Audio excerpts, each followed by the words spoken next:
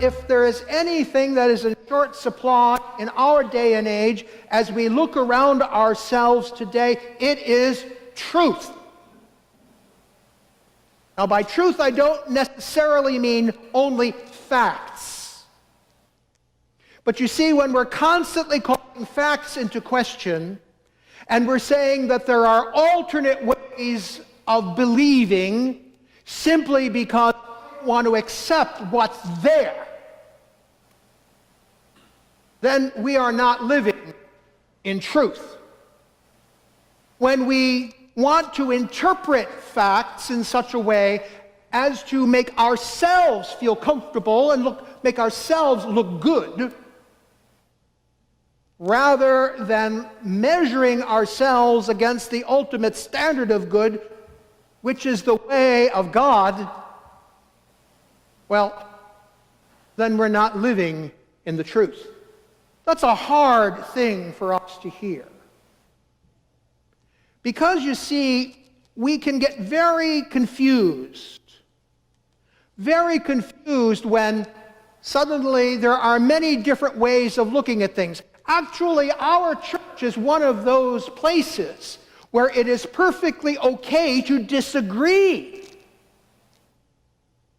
But the difference is this, that even though we may disagree about this, that, or the other thing, we are still called to be a people of love and to exercise dignity and respect for every person we encounter.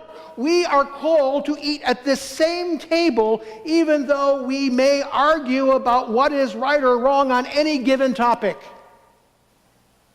That ultimately it all has got to come down to that ultimate judgment as to whether it is true within the love of God, which is the way of Jesus.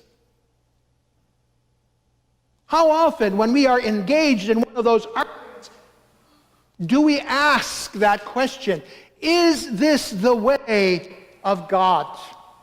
How does this strengthen the way of love? And by love, I don't mean that sort of sentimental kind of love that we get out of a Hallmark greeting card. You know, the Hallmark Channel. We all love watching those movies that make us feel good. That's what they're really designed to do. But you see, everything always comes right. Everybody always loves each other, always kind to one another, all those wonderful things. But that's not the love that God is talking about at all. A hard kind of love that is absolutely essential for us to live in the truth. The kind of love that says, once I understand what is true, and I, with prayer and meditation and reflection, come to a deep conviction that this is true, I will stand. Even when the world will hate me for it. It is the kind of love that requires us to decide, to take sides sometimes, to decide that I will serve God and God alone. That I will serve God by learning how to love one another, even when it hurts. That's what Jesus came to show us.